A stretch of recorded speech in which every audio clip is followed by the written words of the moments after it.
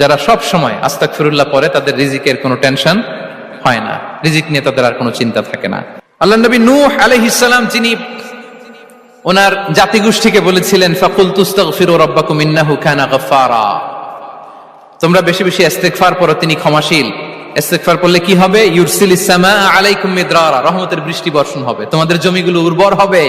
ওয়া ইউমদিদুকুম বিআমওয়ালি ওয়া বানিন, আল্লাহ তাআলা তোমাদেরকে সম্পদে বারাকা দিবেন, সন্তানে বারাকা দিবেন। ওয়া ইয়াজআল লাকুম জান্নাতিন ওয়া ইয়াজআল লাকুম আনহারা, তোমাদের ফসল ক্ষেতগুলো সবুজ শ্যামল হয়ে ভরপুর হবে, তোমাদের রিজিকে বারাকা নেমে আসবে। তাহলে আমরা যেন বেশি বেশি ইস্তেগফার করি।